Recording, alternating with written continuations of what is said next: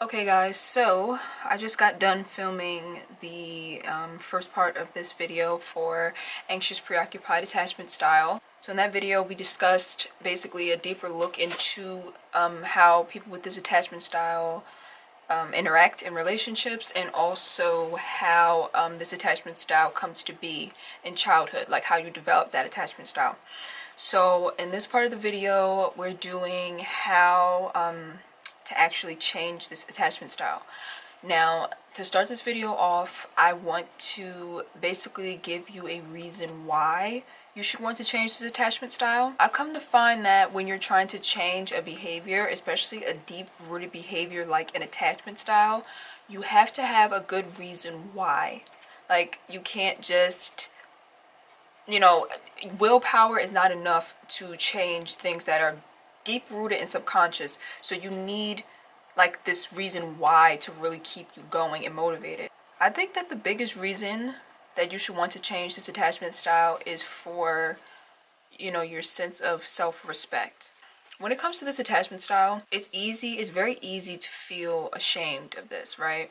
Because we live in a society where people are not really understanding of mental health. They're not really understanding of like childhood wounds and childhood trauma. They will shame you for the way that you behave in this attachment style. Like, when you have an anxious, preoccupied attachment style, you tend to be very needy, very clingy, calling back to back, texting back to back, like stalking, showing up at people's houses unexpected. And I'm not saying that people are supposed to excuse this type of dysfunction, but put it this way, people just don't understand. Like, when you have this attachment style, you don't want to behave in that way, right? Like, you don't want to be, to come off as like crazy or like unhinged, like out of control of your emotions. But because of the trauma and the deep-seated wounds, it's like you don't really have a choice. Like, your emotions get hijacked, So like when you're having like these tantrums and you're like flipping out and texting back to back and all that, it's almost like you don't even know who that person is. Like, it's wrong. I mean, okay, I'm not going to say it's wrong.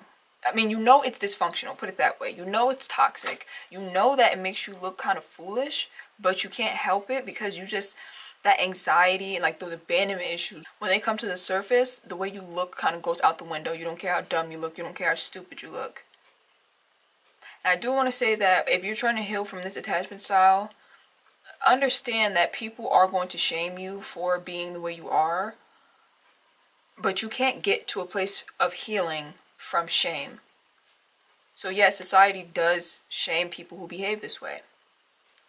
It's better if you actually close off your feelings completely, which is just as unhealthy, by the way, but society will praise that if you're able to detach from your emotions completely, rather than if you indulge in them too much, But if you allow like what people say or how people see you to impact you, then you're not going to want to change.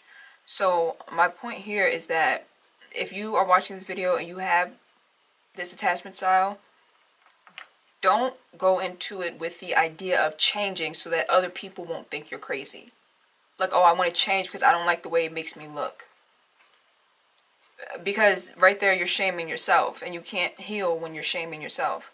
So if you're going to change this attachment style and work towards healing it, do it because of the way it feels after you send that 5-paragraph long text and don't get a response, Do it because when your emotions are welled up in that way and you just can't calm down, you know how horrible it feels. And you understand that blow to your self-esteem once everything calms down, because it's coming from a dark place when you act these things out, and it's hard to feel understood because people just look at you like you're insane. So my point being, if you are trying to heal, shed yourself of all shame and give yourself compassion, and go into it with the mind frame of, I want to change because I want to feel better, not because of how people see me, And another very good reason to change this attachment style, as I mentioned in the other video, is that when you get into a relationship, you don't want to pass these unhealthy, toxic behaviors down to your children. So healing is like the first step towards breaking these generational curses. And on top of that, what a lot of people with this attachment style don't realize is that when you're with somebody who's emotionally unavailable, it hurts them just as much as it hurts you when you're doing these things. And I know that's hard to believe because they don't show much emotion. They're kind of closed off, so you feel like you're just getting the short end of the stick all the time because you're the one texting 20 times, you're the one hyperventilating, you're the one crying yourself to sleep. But you have to understand what that does to somebody's psyche as well, that you're in a relationship with. I found this letter that basically was written from a person who's emotionally unavailable to a person who has this anxious attachment style, right? So I didn't memorize it, so I'm gonna read it off my phone. So basically it says, I see your panic, I hear it in your breathing, your sighs, your many signs and gestures, the ones meant to elicit attention from me. I resent you in this mood because it means I lose a partner and I gain a child. I become the parent. I become your fix. In your panic, my existence is no longer mine. I'm no longer free, whole, separate from you. With nobody in you to meet me, I am trapped and alone. Your dependence becomes a weight for me to carry. It's like a child in you with nowhere to go. Sometimes it feels like an insatiable bully, entitled and demanding that I care for it. But it has no sense of time, and I could meet it for hours, resenting you each minute, and nothing changes. I want to be loved, not needed. Part of me also yearns to be taken care of. So I had to add that in here because, like I said, when you have this attachment style and you fall in love with people who are emotionally unavailable, it's easy to think of yourself as the victim and, say to yourself, I want to change because I'm always getting hurt. But also change because it hurts the people that you're in love with. It hurts the person that you're in love with as well. So hopefully that gives you enough motivation to want to change. Now let's dive into the actual healing. So first off, when you have this attachment style, obviously by the name, it's associated with having anxiety. So when your mind starts to race and the anxiety swells up within you, you have to find a way to manage that anxiety. So basically this healing is in two separate parts. It's like a way to manage the anxiety, and then we're going to get into the deep rooted healing. Healing is not an overnight process, and you have this attachment style at the moment, so you have to find a way to manage the symptoms, right? Like if you have a cold, you take a Tylenol, it'll stop the coughing or whatever, but your body still has to purge the sickness. So basically I'm going to give you the management, how to stop the symptoms, like the Tylenol, and then we're going to get into the actual healing of the disease of the body.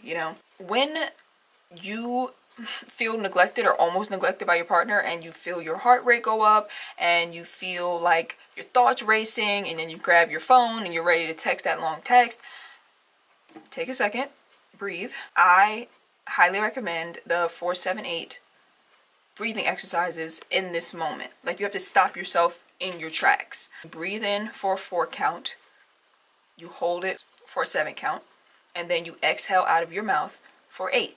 So it's in through your nose for 4, hold for 7, and exhale for 8 out your mouth. And what that does is slows down your heart rate, and it also relaxes your muscles so that anxiety can leave your body.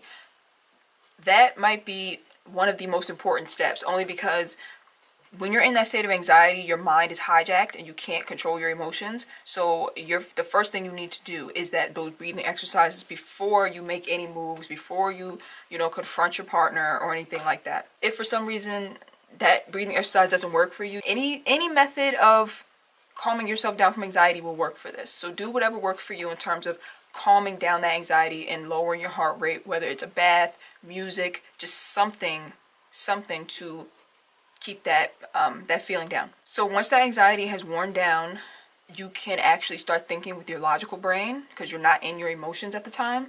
So what you can do is grab a piece of paper, and whatever you're feeling at the time, split the paper in half, and then write down emotion, then write down logic, right? And I know this seems excessive, but it's really not, because you're trying to change, you're trying to manage a certain thought pattern in your brain, and sometimes it's hard to sort that out mentally, so you want to do it on paper and see it on paper. So if you were to take a piece of paper and let's say your partner has not texted you back or whatever, on the emotional side you can write the thought that runs through your head when that happens. Oh, my partner, he's very careless. He or she is very careless about my feelings. He didn't text me back because he's just careless. And then that thought of, oh, he's careless, spirals into, I'm not somebody worth caring for. You see what I'm saying?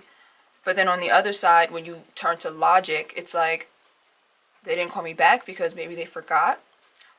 Maybe they're busy. Maybe something caught their attention.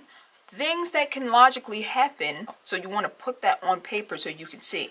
Now, this is not excusing anybody for poor behavior. If your partner has poor behavior, don't make excuses for them, okay? Use your discernment. You know the difference between you being irrational and them just really not being a good partner, okay? So use your discernment in that. So basically, the gist of it is that you need to calm that anxiety down, and then you need to find a way to think logically and cut that emotion off for the time being. Now, another part of this attachment style is the preoccupied part, anxious preoccupied, meaning that your mind is somewhat obsessive when it comes to your relationship. So to manage this, to combat this, I recommend getting involved in as many activities as possible to preoccupy your time so that you're not consumed in your relationship. So it'll give you like a good balance. Go out with your friends as much as you can, pick up a hobby, join an after school activity, join a gym, a club, like join something that you enjoy doing, and fill your time up in a productive way and in a way that's fun. Don't just fill it up just because, okay, I just need to do something to take my mind off of this. Actually do something that's going to elevate you and something that you enjoy doing, you know what I'm saying? So that your mind isn't constantly, racing and focused on your relationship. And that goes for people who are single too, who have this attachment style, who like are longing for a partner, like they feel like they need a partner so bad. Preoccupy your time with things that you love. And that'll cut down on the obsessive spiraling thoughts that run through your head. Now, if you are single, the easiest way to change this attachment style, well, I wouldn't call it easy, but I would say the most surefire way is to get into a relationship with somebody with a secure attachment style.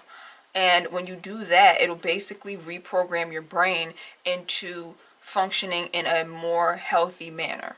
Your brain has been shaped around this attachment style since you were a baby, and your brain has the ability to shape into a healthy attachment style the more you practice it, because you reshape your brain through repetition. So if you get into a relationship with someone with a secure attachment style, the way that they handle your relationship and the way that they respond to you will eventually rub off on you, and then it will become like you'll have a secure attachment style. And I've seen this happen firsthand. Like, I know somebody who has been through a lot of things earlier on in her dating life, and she felt like she was very broken because of the things that people had done to her by no fault of her own.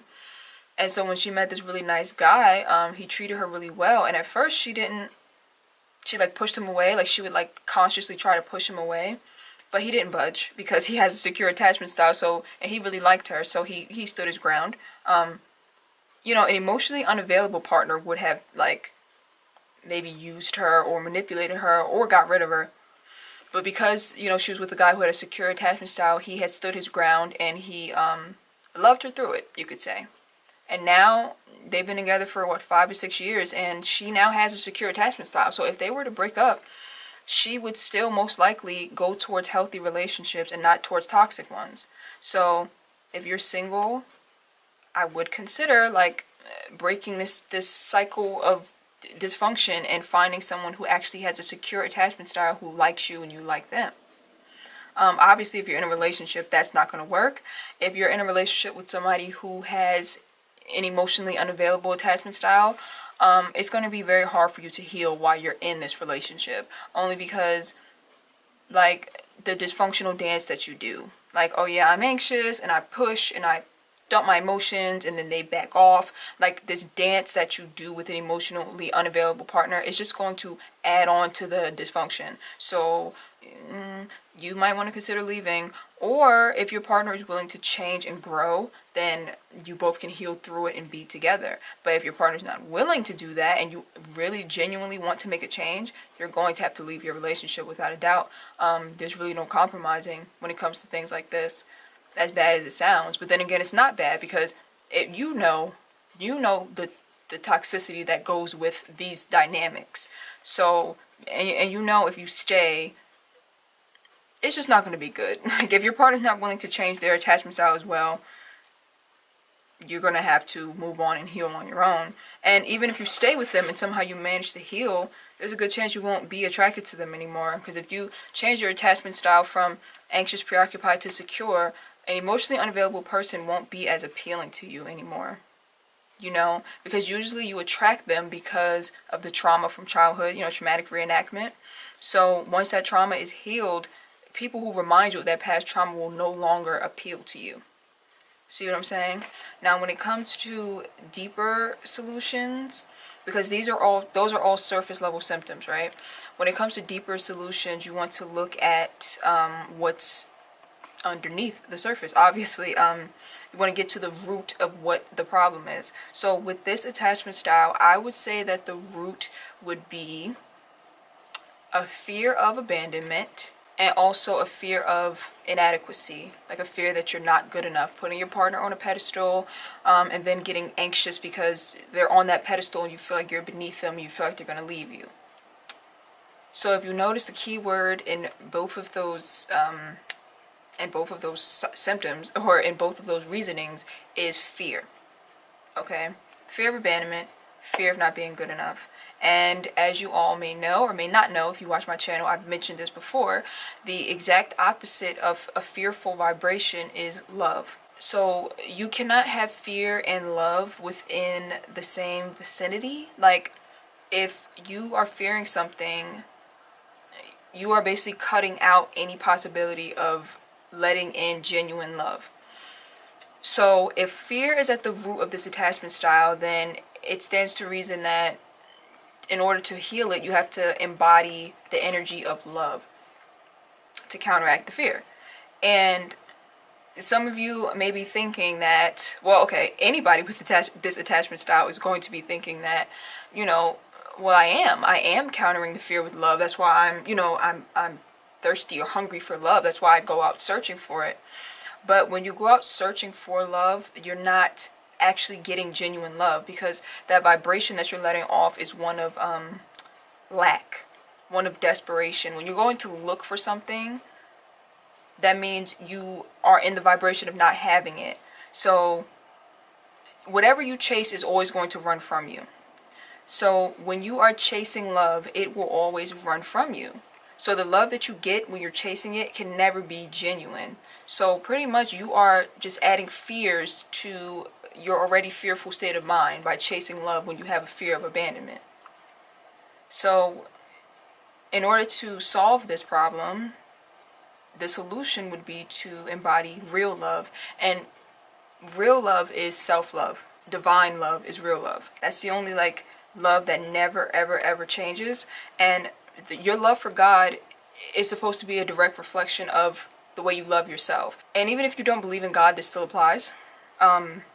Whatever you believe in, this just always goes back to self-love. The love that will never change, the love that is going to stay consistent. And if you don't have that foundation, you don't have that foundation of self-love, you will never find real love outside of yourself. Because you never really have to seek love when you have self-love. You kind of just attract it in all the right ways. I know this isn't okay, this is a healing video, right? So some of you might have been expecting a checklist of things to do. Which I kind of did with the management part of the video. But literally, when you're healing these wounds, and you're healing it not only psychologically, you're healing it spiritually, everybody's journey is going to be different. So the way that I heal, abandonment might be different than the way you do. But at the end of the day, it all comes down to self-love. So in order to rewire your brain to change this attachment style, You have to actively practice self-love and self-care. With this attachment style, basically your inner child is hijacking your relationships. You have a broken inner child because your child wasn't nurtured properly. So whenever you are having these tantrums and you're having these outbursts of anxiety, and throwing that emotion towards your partner, that is your inner child kicking and screaming. And you're basically saying to your partner, here, take care of this child. Like, I don't want to deal with this child, you know? That's what you do every time you actively get involved with the emotionally unavailable person, and then they trigger you. Like, that's what you're doing. You're passing them your inner child to raise, and that's not their job. And that's why people, and like, people with this attachment style wonder, like, I'm such a good, you know, girlfriend or a good boyfriend. Like, I don't understand why I keep getting hurt. And it's like, you're passing off a huge responsibility off to somebody else. Your healing is your responsibility.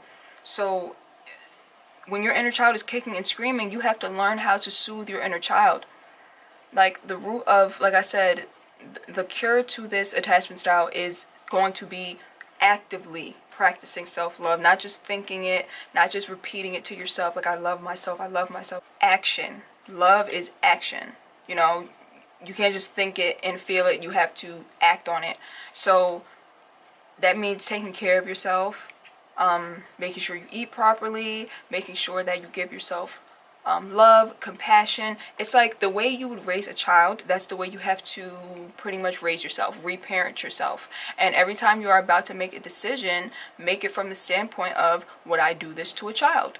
You know, every time you're about to neglect yourself, ask yourself, would you neglect a child? Would you, you know, allow a child to do this? Every time you're about to make a decision, ask yourself, does somebody who loves themselves, would they do this? You know, you have to constantly be aware of your thoughts and your actions, because like I said before, this attachment style is just a subconscious programming. So healing really is a matter of reprogramming your subconscious mind, and you can't reprogram your subconscious mind unless you are disciplined and you practice self-love repetitively. It's like repetition. This attachment style was drilled into your head because, you know, something was given to you or not given to you on a consistent basis as a child. So you have to give yourself consistency in that way to balance this attachment style out. Yeah, that's pretty much the basis of how to heal. I mean, I don't know if some people were expecting me to give like a daily checklist of what to do. I mean, I could do a video on self-love, but I feel like self-love sometimes is so personal. Like, it looks so different for everyone. Like, me practicing makeup once a day is considered self-love to me because it's something I love to do. Like, self-love is so personal for everyone, so you want to tailor it to fit your lifestyle. But I definitely can do a video on self-love and self-care and like reparenting your inner child, if you want more detail. But that's the gist of it. That's the gist of changing this attachment style. You have to change the way you think, change the way you act, and you keep on doing that until your brain is rewired to love yourself and value yourself. You know what I'm saying? To emotionally balance yourself. When you have that self-love and that fear of abandonment leaves, like you don't have that fear anymore, it's much easier to keep your emotions in check, and it's much easier to attract partners who will show up for you emotionally, you know? I also want to mention that if you are not in therapy, consider finding a therapist who specializes in attachment styles, because that will help a bunch. Trust me, healing by yourself works, but with a therapist, it speeds up the process. But like I said in the beginning of the video, people don't understand you. Like, people don't understand your journey. They don't understand what you've been through. So if they shame you for being the way you are or acting that way, that's their problem, not yours, honestly. Because they don't understand that in that moment when you are emotionally hijacked and you're having an anxiety attack, and the only way you can relieve it is with your partner, you know, responding to you. People don't understand the way that feels. So they're going to shame you. And just release that shame. Let them shame you. Don't shame yourself. You know your story. Give yourself compassion. And after you shed that shame and you know, give yourself that empathy, then that will be your step towards moving into healing. So I hope that helped, guys. If this is not your attachment style, if you know someone with this attachment style, share this video with them. Or if you know someone in a relationship with somebody with this attachment style, share this video. And the next couple videos will be the other attachment styles, similar videos: childhood, how to heal, etc, etc. So I hope this video was helpful. Be sure to give this video a thumbs up if it was helpful, and be sure to subscribe if you have not already, and I will see you guys in the next one. Bye.